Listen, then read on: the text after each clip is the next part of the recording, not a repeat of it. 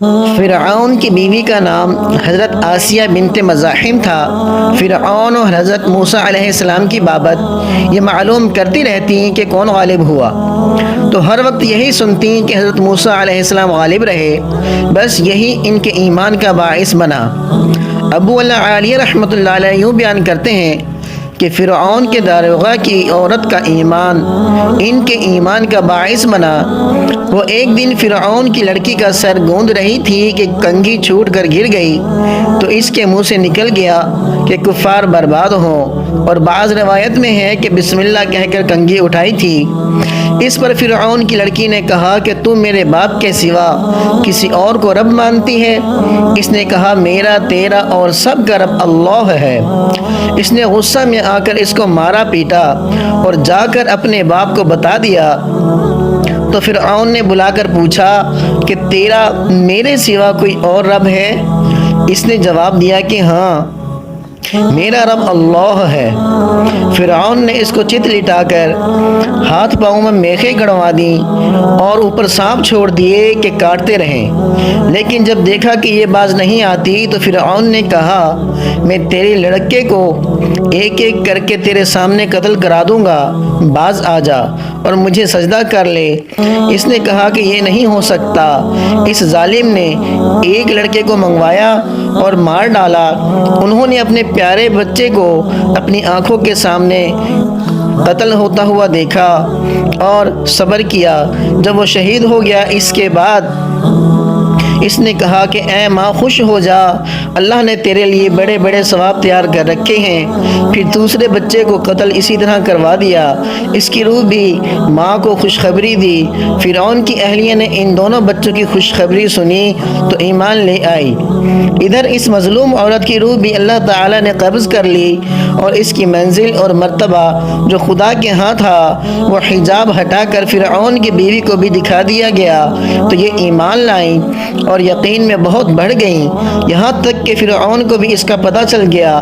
تو اس نے ایک دن اپنے درباریوں سے کہا کہ تمہیں کچھ میری بیوی کی خبر ہے؟ تم اسے کیا جانتے ہو؟ سب نے بڑی تعریف کی اور بھلائیاں بیان کی۔ فرعون نے کہا کہ تمہیں نہیں معلوم یہ میرے سوا دوسرے خدا کو مانتی ہے؟ پھر مشورہ ہوا کہ انہیں قتل کر دیا جائے۔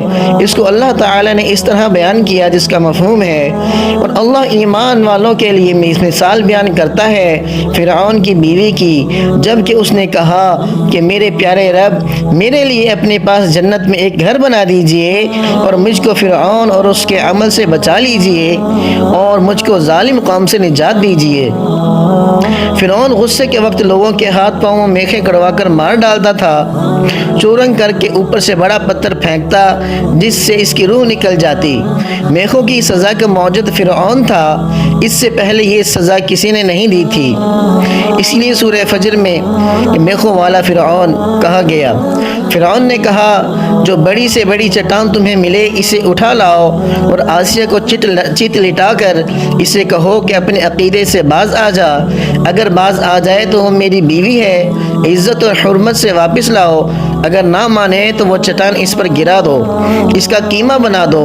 جب یہ لوگ پتھر لے کر آئے تو ان کو لٹا دیا، پتھر ان کے اوپر گرانے کے لیے اٹھایا تھا تو انہوں نے آسمان کی طرف نظر اٹھائی اور پروردگار عالم نے حجاب ہٹا دیے، جنت کو اور وہاں جو مکان ان کے لیے بنایا گیا تھا انہوں نے اپنی آنکھوں سے دیکھ لیا، اور اس میں ان کی روح پرواز کر گئی۔ جس وقت پتھر پھینکا گیا تو اس وقت ان میں روح نہیں تھی۔ ایک روایت میں ہے کہ فرعون نے آخری وقت میں اس نیک بیوی پر طرح طرح کے مظالم کیے، انہی مظالم کی حالت میں جبکہ فرعون نے ان کو چومخی کر رکھا تھا اور ان کے چاروں طرف آگ چھوڑی تھی، تو انہوں نے مندرجہ بالا دعا کی۔ اس کے بعد حضرت آسیہ رضی اللہ تعالی عنہ یا تو زندہ اٹھا لیا گیا یا ان کا وہ محل جو جنت میں ان کے لیے تیار تھا ان کو دکھایا گیا اور ان کی جان آفرین نے لے لی، یعنی فرعون نے ان کو شہید کر دیا۔ چونکہ ان میں ذاتی صلاحیت موجود تھی اس لیے کافر کے تلبیس اور اس کی صحبت کا اثر ان کی روحانیت اور رفع درجات پر نہ ہوا۔